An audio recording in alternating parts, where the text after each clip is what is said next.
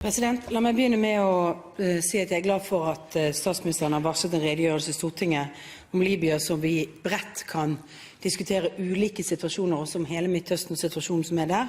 Og jeg tillater meg derfor å spørre om noe annet i denne spørretimen. Og jeg har lyst til å ta utgangspunkt i en historie jeg har fortalt statsministeren tidligere. Historien om 9 tunge psykiatriske pasienter som flyttet ut fra Sandviken sykehus til et bofellesskap i Bergen, hvor de fra å være tungt dopete, med tunge traumatiske situasjoner, nå lever i en situasjon nesten uten B-preparater og i en normal dagligdags gjøremål som de klarer å mestre. Hovedgrunnen til at man i løpet av 2 år har fått til denne situasjonen, det måten man har organisert tjenestene på gjennom såkalt medleverturnus. Man har skapt normale livsforhold ved at de som jobber der, bor sammen i 48 timer, og så har de 1 uke fri, og så kommer de tilbake. Det reduserer antallet personer, mennesker med psykiske lidelser må forholde seg til. Det skaper ro, det skaper kontinuitet, det skaper trygghet, og det skaper altså bedre mental helse. Dette et forsøk Bergen kommune har drevet på med. De har drevet på med flere forsøk av samme typen, med ulik turnusorganisering. Og summen av dette at for pasienter og beboere har dette vært en enorm forbedring. Likevel har vi opplevd at denne regjeringen har bestemt at dette en unntakstilstand. Og det ikke nok med at en unntakstilstand som Arbeidstilsynet skal godkjenne for å ha et forsøk. Nei, sentrale fagforeninger skal godkjenne på 1 års basis om denne modellen for å drive et godt helsevern, en god hjelp til personer som har problemer, skal avgjøres altså av de sentrale fagforeningene. Mitt spørsmål til statsministeren det ikke snart på tide å se at dette må kunne avgjøres lokalt og under godkjennelse av Arbeidstilsynet? Statsminister Stoltenberg.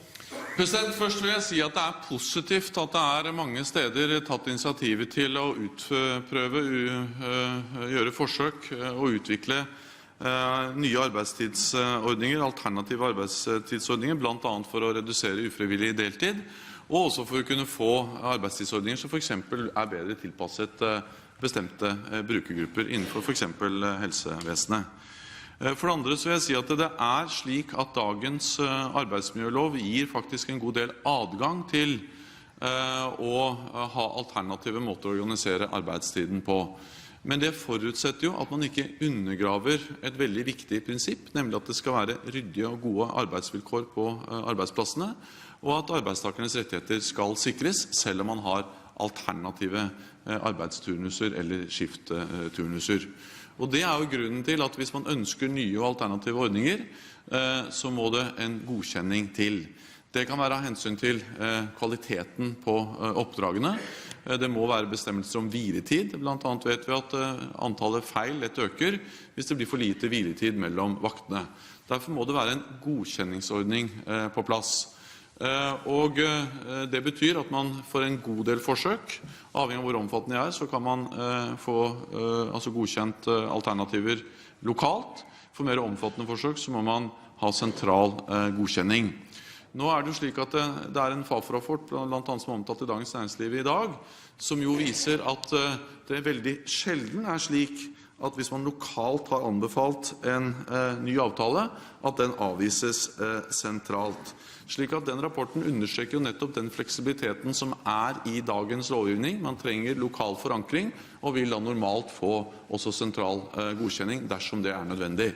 Og da vil jeg egentlig bare oppfordre til partene i arbeidslivet om å utvikle hele den gode norske modellen, om å snakke sammen, finne gode løsninger, utvikle alternative ordninger. Solberg til oppfølging. Det altså sånn at også kommuner som har startet arbeidet med å gjennomføre dette, har gitt opp, nettopp på grunn av den organiseringen og den vetoretten som denne regjeringen har gitt sentrale fagforeninger. Vi ønsker at det skal være ryddig.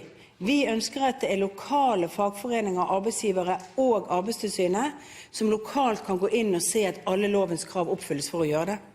Men det må jo være et tankekors å lese hele rapporten til Fafo for statsministeren.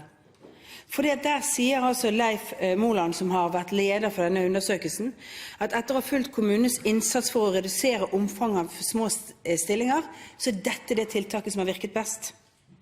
Man har skapt mindre problemer med å kombinere familieliv og jobb, sier også den rapporten. Det er populært, det er bedre rekruttering til disse enn til andre deler av omsorgssektoren, og ikke minst det rekrutterer flere menn til å jobbe på denne måten. Dette burde egentlig ikke, det er til og med 4 gode ting. Det er ikke et kinderegg, det er pluss kinderegg. For å få til dette, likevel har regjeringen laget en prosess som stopper mange av forsøkene. Det jeg er opptatt av at vi både sikrer fleksibilitet, muligheter til lokale tilpasninger, alternative arbeidsordninger, men samtidig ivaretar noe som er veldig viktig, arbeidstakernes rettigheter, ryddighet og ikke minst kvalitet i forhold til at hvis det blir for lange vakter, kan det gå utover kvaliteten, øke antallet feil. Derfor er det en adgang i dagens lov til å gjøre unntak. Og de unntakene og de mulighetene til lokale avtaler er det altså slik at flertallet kan gjøres uten sentral godkjenning. Er det omfattende endringer, så må det sentral godkjenning til, men den Fafo-rapporten viser at det altså sjeldent blir avslått sentralt dersom vi er enige om noe lokalt. Så nå tror jeg igjen det er slik at vi nå skaper større problemer enn det faktisk er. Jeg tror på det lokale mangfoldet, jeg tror på forhandlinger, partssamarbeid, men jeg tror altså at det skal skje på ryddige måter, der fagforeninger og arbeidsgivere blir enige om hvordan dette skal gjøres. Setter de seg ned, finner gode løsninger, og spesielt hvis man har gode erfaringer, så er jeg sikker på at det sunn fornuft kommer til å råde og gode alternative løsninger blir funnet.